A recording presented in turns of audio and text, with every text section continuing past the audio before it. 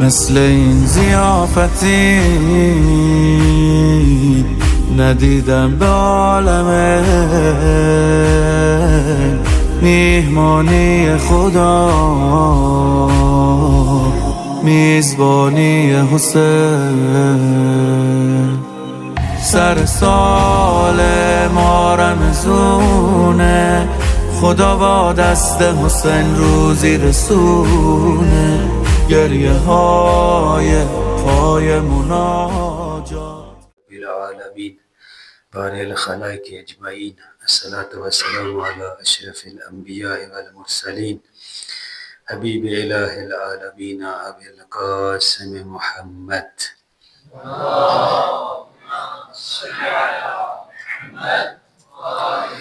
وعلی آلہ الطیبین الطاہرین المعصومین، لا سیما علی بقیۃ اللہ العظم. روحی وارواحنا لتراب مقدمہ الفداء، ولعنۃ اللہ علی اعدائہم اجمعین من یوم عداوتہم الی قیام یوم الدین. اما بعد، فقد قال اللہ الحکیم فی محکم کتابہ المجید. بسم اللہ الرحمن الرحیم. یوم ینفخ فی الصور ففزع من فی السماوات ومن فی الارض الا من شاء اللہ وکل اتوہ داخرین. صلوات پڑھے محمد.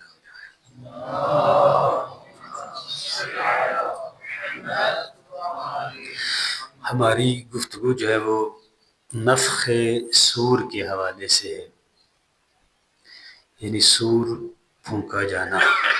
جب صور جو ہے وہ پھونکا جائے گا، یہ پہلے صور کے بارے میں کل کچھ مطالب آپ کی خدمت میں عرض کیے تھے کہ پہلے صور اور دوسرے صور پھونکنے کے درمیان روایات کے مطابق 40 سال کا فاصلہ ہے. یعنی جب پہلا صور پھونکا جائے گا، انسان مر جائے گا، ہر چیز مر جائے گی. پھر دوسرے صور تک جب دوبارہ اٹھائے جائیں گے قبروں سے، 40 سال تک کا فاصلہ روایات نے بیان کیا ہے. اب یہ تفصیل نہیں ہے کہ 40 سال اس دنیا کے ہیں یا 40 سال آخرت کے، اس کی تفصیل روایت نے فقط مطلقاً 40 سال کہا ہے. بہرحال یہاں ہماری بات یہاں پہ پہنچی تھی کہ اس صور پھونکے جانے کا مطلب کیا ہے. کل میں نے عرض کیا تھا کہ صور ایک اس ناد کو کہا جاتا ہے جو پرانے زمانے میں لوگ استعمال کرتے تھے جنگوں کے لیے، کسی کو متوجہ کرنے کے لیے، جنگ روکنے کے لیے یا جنگ آغاز کرنے کے لیے صور پھونکا جاتا تھا. ایک سینگ ہوتا تھا، سینگ اندر سے خالی ہوتا تھا، ایک طرف سے ہوا پھونک مر جاتی تھی، اس کی آواز بلند ہوتی تھی لوگوں کو متوجہ کرنے کے لیے. قرآن مجید نے یہ جو لفظ صور، نفخ صور کا لفظ میں نے کل کہا تھا کہ وہ 12 مقامات پر نفخ صور کی بات ہے. 12 مقامات پر قرآن مجید میں کہ جب صور پھونکا جائے گا. 2 قسم کے احتمال ہیں کہ اس صور سے مراد، نفخ صور سے مراد کیا ہے. ایک احتمال یہ ہے کہ یہ کنایہ ہے، یہ تشبیہ ہے. صور واقعی صور نہیں ہے، یعنی وہ ناد نہیں ہے، وہ سینگ نہیں ہے، یہ ایک تشبیہ ہے. کیونکہ ہمیں سمجھانے کے لیے دنیا میں، ہم پرانے زمانوں میں، کیونکہ ابھی تو وہ بھی ختم ہو چکے ہیں، پرانے زمانے میں لوگوں کو اکٹھا کرنے کے لیے، حملہ کرنے کے لیے، قافلے کو حرکت کے لیے آمادہ کرنے کے لیے صور پھونکا جاتا تھا، یا اعلان کرنے کے لیے. فرق بازار میں آپ نے اعلان کرنا ہے، صور پھونکتے، سپیکر وغیرہ تو نہیں تھے. متوجہ کرنے کے لیے ایک صور پھونکا جاتا تھا تاکہ لوگ متوجہ پھر بات سنیں. بعض نے کہا کہ یہ کنایہ ہے، حقیقت میں صور نہیں ہے، اس سے تشبیہ کے طور پہ، کنایہ کے طور پہ اس کو استعمال کیا گیا ہے. یہ کہ احتمال. دوسرا احتمال کہ جسے جو بہتر بھی ہے اور روایات بھی اس کی تائید کرتی ہے، وہ یہ ہے کہ کنایہ نہیں ہے، یہ تشبیہ نہیں ہے. حقیقت میں سور ہے. جیسے سور ہے مثلا مادی، البتہ بیان کریں گے مادی ہے یا نوری ہے، اس کی یہ الگ بات ہے. سور ہے، کنایا نہیں ہے، تشبیہ نہیں ہے، سور ہے. اور یہ احتمال زیادہ بہتر ہے کیونکہ روایات بھی اسی کی تائید میں ہیں. اور یہ ایک وسیلہ ہے حضرت اسرافیل کے پاس. حضرت اسرافیل کے پاس ایک وسیلہ ہے.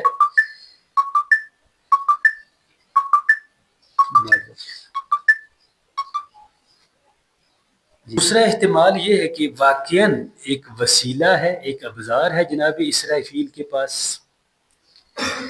کہ اس وسیلے کے استفادے سے ایک دفعہ موت واقع ہوگی تو دوبارہ اٹھایا جائے گا. یہ روایت ہے امام سجاد علیہ الصلوۃ والسلام سے.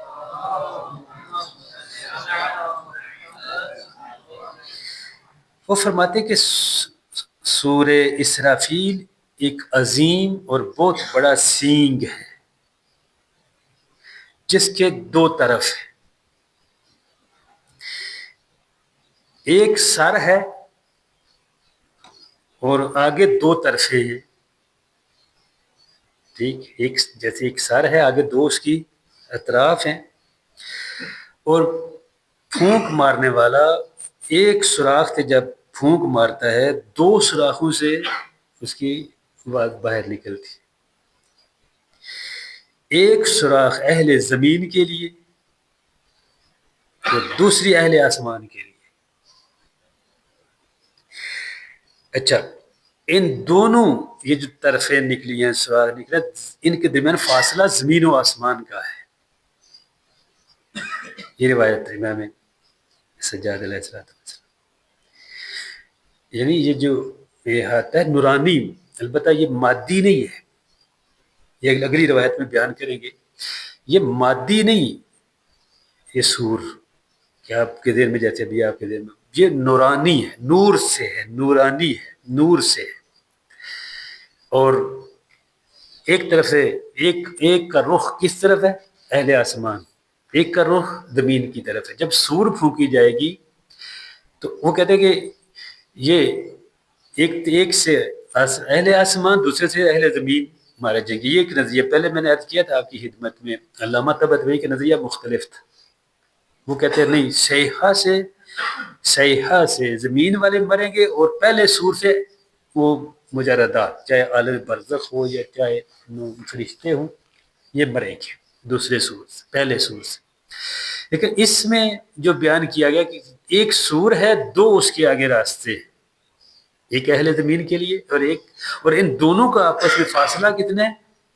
زمین و آسمان جتنا. یعنی احاطہ کیے ہوئے ہے یہ سور. اچھا، ایک اور روایت ہے جو پیغمبر گرامی اسلام حضرت محمد مصطفیٰ صلی اللہ علیہ وآلہ وسلم سے ہے. آپ نے فرمایا کہ یہ جو سور ہے جو حضرت اسرافیل جسے پھونکیں گے، یہ نور کا ایک سینگ ہے، مادی نہیں ہے. کرن من نور، یہ عبارت ہے. کرن کہتے سینگ کو، کرن من نور، یہ نور کے ایک سینگ ہے. اور اس روایت کے مطابق فرماتے ہیں اس سینگ کے اندر، نورانی سینگ کے اندر اتنے سوراخ ہیں جتنی موجودات ہیں، جتنی موجودات ہیں، مخلوقات ہیں زندہ، اتنے سوراخ اس کے اندر موجود ہیں. اور یہ جو سور ہے یہ نفخ الہی ہے، یہ نفس الہی ہے.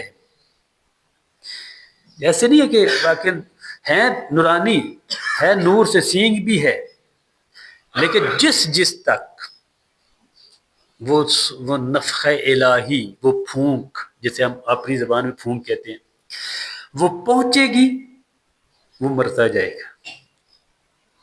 نفخ الہی میں نے اپنی خدمت میں عرض کیا کہ کیونکہ مجمل ہے، ہم تفصیل اس حد تک نہیں، جتنی بیان ہوئی روایات اسی سے، نہ کسی نے دیکھا ہے نہ کسی نے، جو روایات نے بیان کیا ہے اور علماء نے اس سے استفادہ کیا ہے کہ وہ نفخ الہی جس بندے تک پہنچے گی دنیا والوں کے لیے پہنچے گی، دنیا والے مر جائیں گے۔ دوسرے وہ نفخ الہی، نفس الہی جو ہے وہ پہنچے گا اہل آسمان اور عالم مجردات کے لیے، وہ مر جائیں گے مثلا۔ بس اس سور سے مراد اس روایات کے مطابق اسی کو تائید کیا علماء نے کہ واقعاً تشبیہ نہیں ہے، کنایا نہیں ہے، واقعاً ایک ابزار ہے، ایک وسیلہ ہے جو جناب اسرافیل کے پاس ہے، اور وہ ہے بھی کس کا، ہے بھی کس چیز ہے، مادی نہیں، وہ نور سے بنا ہوا ہے، نور کے ایک سینگ ہے جس سے یہ چیزیں جو ہیں وہ اچھا۔ یہ تو سور، بس اتنی سی وضاحت نہ اس سے پڑھ کر ہمیں پتہ ہے، اور نام روایات نے کچھ سے زیادہ بیان کیا ہے۔ اب اگلا مسئلہ یہ ہے کہ اس سور کے پھونکے جانے کے بعد ہوگا کیا، اس کے اثرات کیا ہے۔ فرمایا کہ یہ جو میں نے سرنامہ کلام میں آپ کے سامنے آیہ مجیدہ پڑھی تھی، سورہ نمل کی آیت نمبر 87 ہے، جس میں پروردگار عالم ارشاد فرماتا ہے یوم ینفخ فی الصور ففزع من فی السماوات ومن فی الارض۔ یہ جب سور پھونکا جائے گا، اس اثر یہ ہے زمین و آسمان کی تمام موجودات خوف زدہ ہو جائیں گی، خوف طاری ہو جائے گا۔ یعنی جب جو یہ سور پھونکا جائے گا، زمین و آسمان کی تمام مخلوقات ففزع کا مطلب یہ خوف زدہ ہونا، ففزع من فی السماوات و من فی الارض، جو کچھ بھی زمین و آسمان کے درمیان ہے وہ کیا ہو جائے گا، خوف زدہ، الا من شاء اللہ، ہاں کچھ لوگ ہیں، الا من شاء اللہ، مگر کچھ لوگ ایسے ہیں جو اس سے خوف زدہ نہیں ہوں گے۔ بس پہلا اثر اس سور پھونکنے کا یہ ہے کہ خوف طاری ہو جائے گا۔ اسی خوف کے عالم میں کیا ہوگا، اموات، اسی خوف کی وجہ سے اموات ہو جائے گی، یہ خوف اس موت کی۔ بس بنابراین وہ آگے بیان کریں کہ کون ہیں خوش قسمت لوگ جو اس فضا سے دوچار نہیں ہوں گے، یعنی خوف طاری ان پہ نہیں ہوگا، الا من شاء اللہ، قرآن نے کہا الا من شاء اللہ۔ یہ ایک آیت، اسی طرح ایک اور آیت ہے فَإِذَا نُقِرَ فِي النَّاقُورِ فَذَلِكَ يَوْمَئِذٍ يَوْمٌ عَسِيرٌ عَلَى الْكَافِرِينَ غَيْرُ يَسِيرٌ۔ یہ سورہ مدثر کی آیت نمبر 8 تا 10۔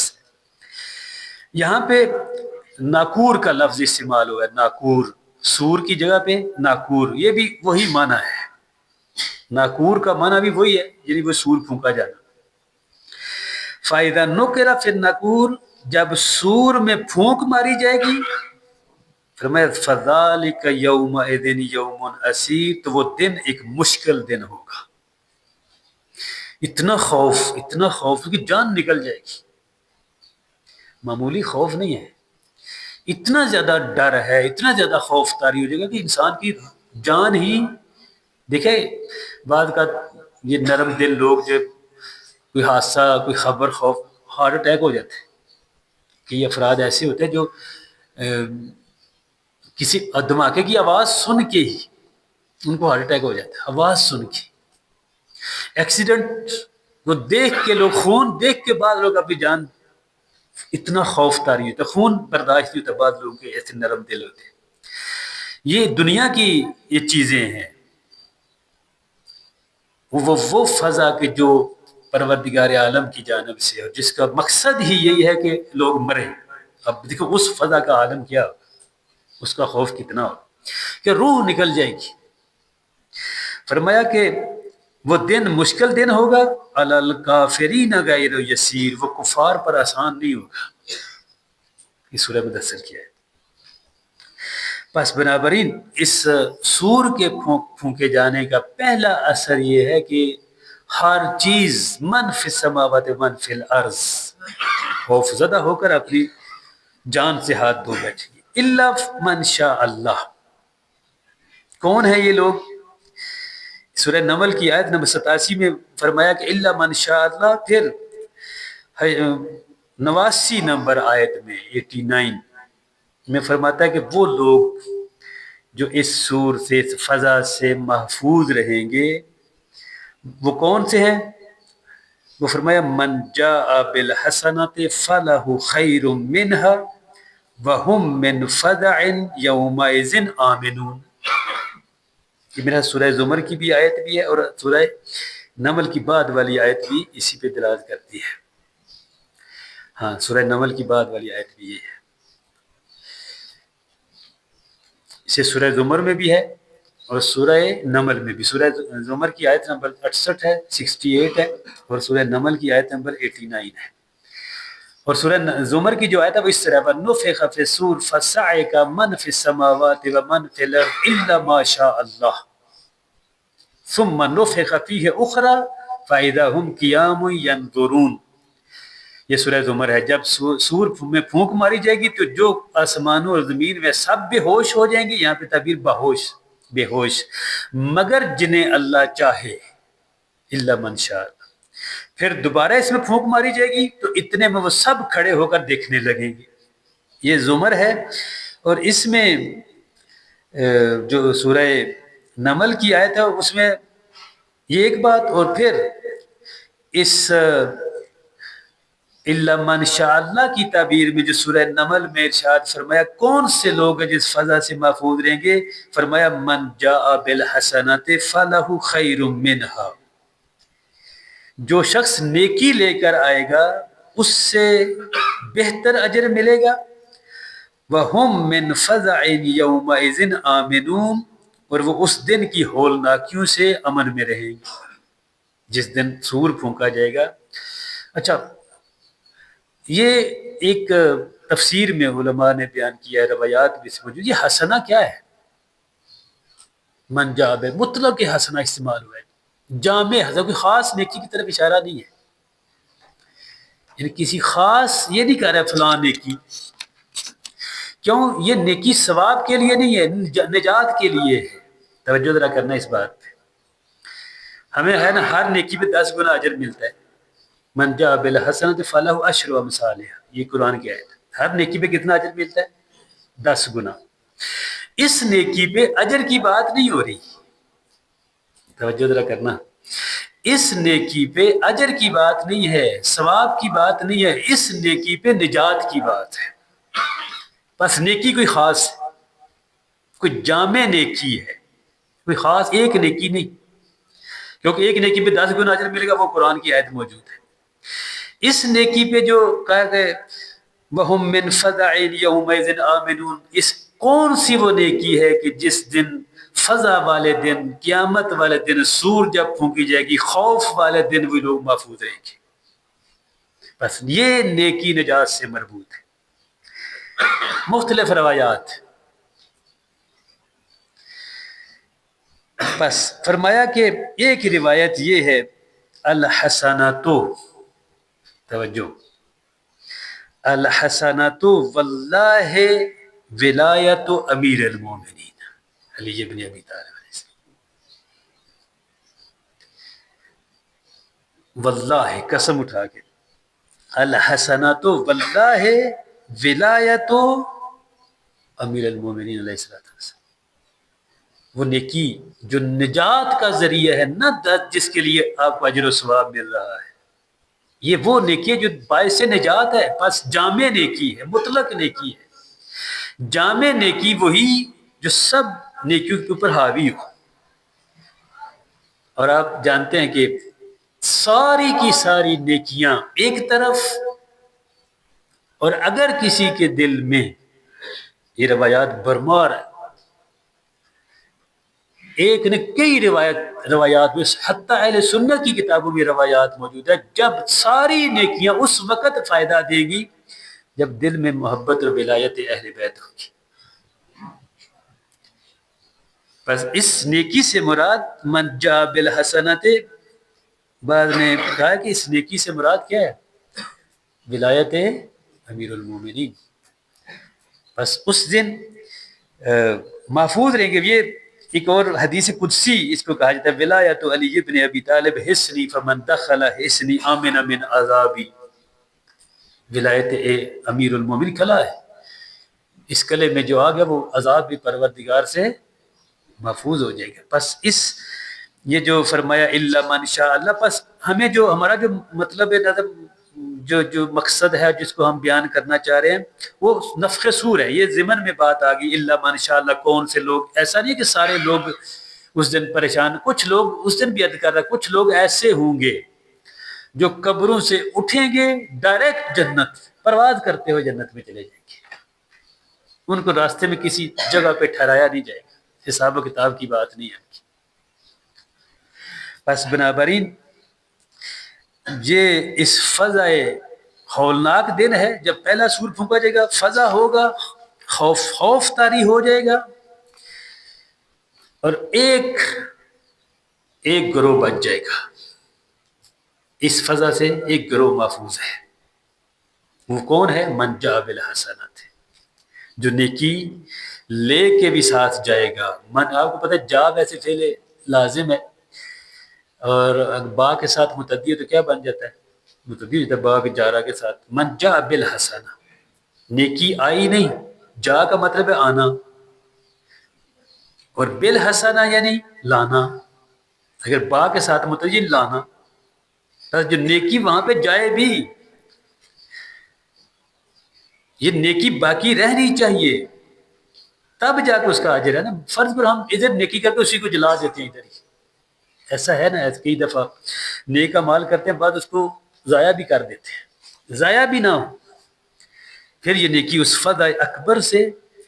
ایک یہ بات، دوسری جو چیز، جو لوگ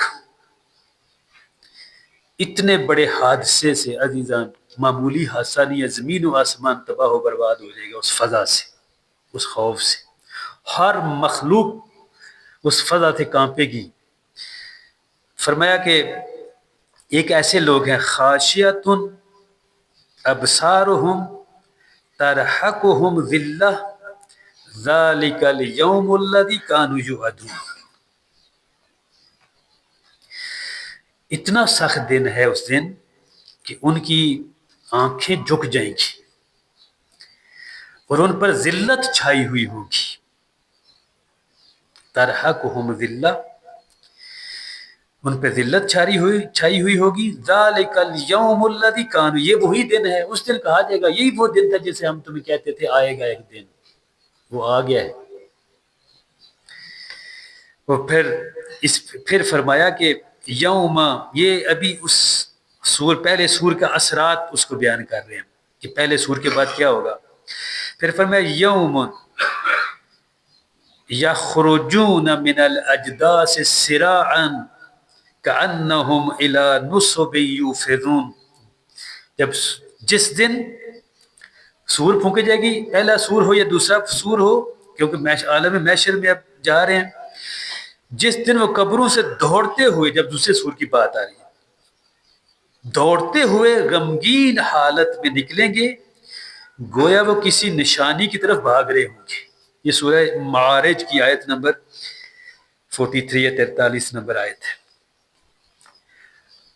اس دن یہ سور پھونکنے کا نتیجہ یہ ہے، جب اٹھیں گے فضا اکبر جاری ہو، پہلے وہ مر جائیں گے، دوسرے فون پہ پھر اٹھائے جائیں گے، اس کے اثرات یہ ہیں قبروں سے نکل کر دوڑ پڑیں گے۔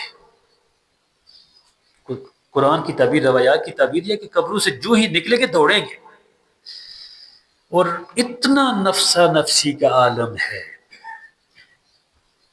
برہنہ، لباس کوئی نہیں،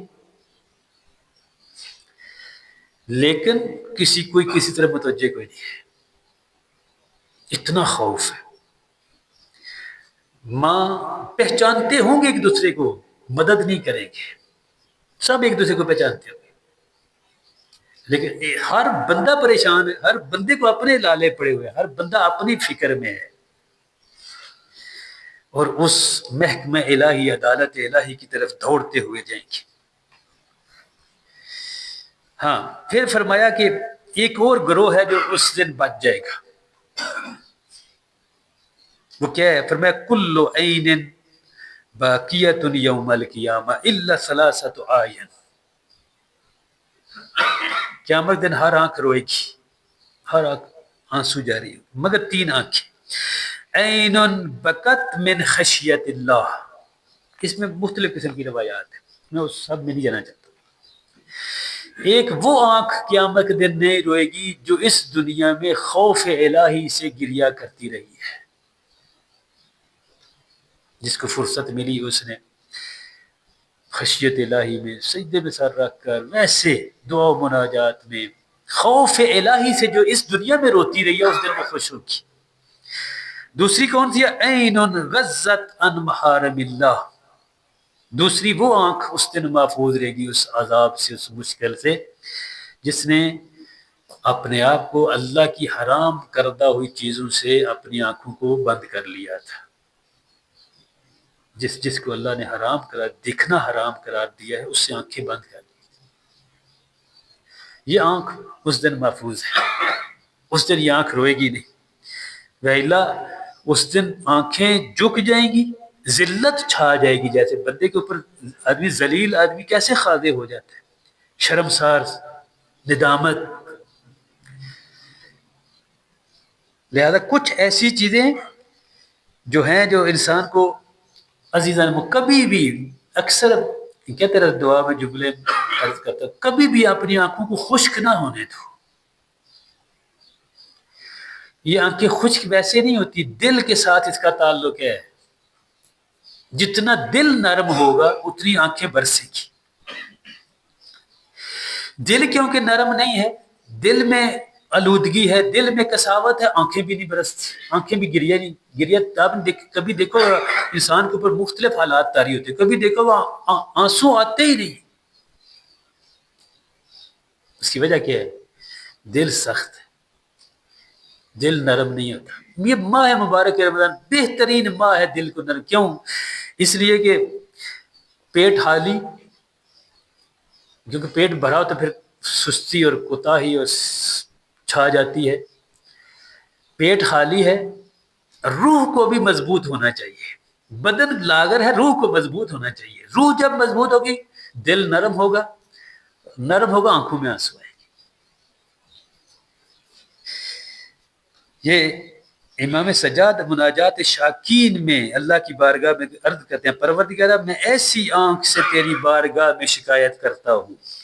توجہ ذرا کرنا، ایسی آنکھ سے تیری بارگاہ میں شکایت کرتا ہوں، ان البکاء من خوفک جامدہ، جو خشک ہو چکی ہے تیرے خوف سے، اس کو گریا آتا ہی نہیں اس آنکھ. میں اس سے پناہ مانگتا ہوں. ائمہ کا یہ وتیرہ نہیں تھا، بس آنکھیں خشک نہ ہونے دینا. اس کی وجہ یہ ہے دل سخت نہیں ہو، دل کو نرم رکھے، دل کو آلودگیوں سے بچا لے. اور بہترین ماہ فرصت اللہ نے عطا کی ہے. آج بھی کلاس میں کہہ رہا تھا، سحری اور افطاری میں اتنا نہ کھاؤ کہ سستی چھا جائے.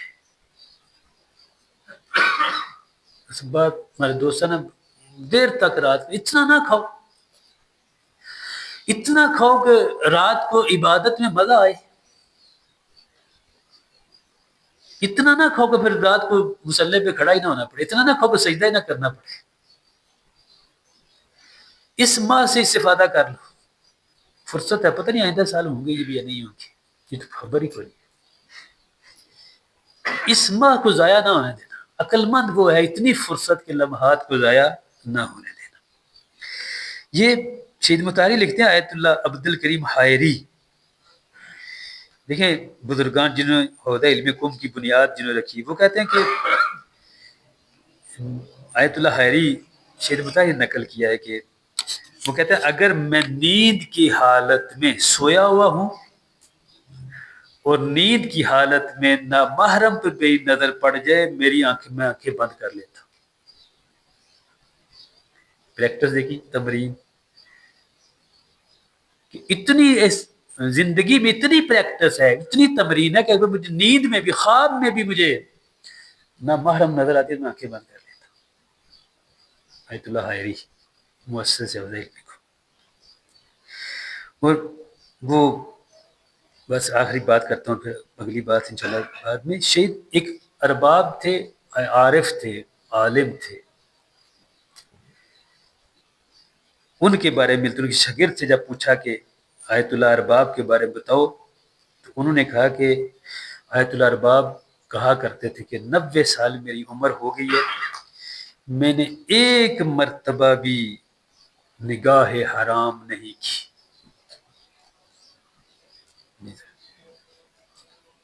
90 سال ایج ہے، 90 سال عمر ہے، میں نے ایک مرتبہ بھی حرام نگاہ نہیں کی ہے. یہ وہ بزرگان جنہوں نے واقعاً ائمہ کی سیرت سے استفادہ کیا. پروردگار عالم ہمیں بھی ان چیزوں کو سمجھنے، اس پر عمل کرنے کی توفیق عطا فرمائے. انشاءاللہ اگلا درس انشاءاللہ کل وہ بھی نفخ صور کے حوالے سے، پھر انشاءاللہ سٹیپ بائی سٹیپ ہم منازل جو ہے وہ طے کرتے جائیں گے جہاں تک پروردگار عالم نے توفیق عطا فرمائی. ایک صلوات پڑھے محمد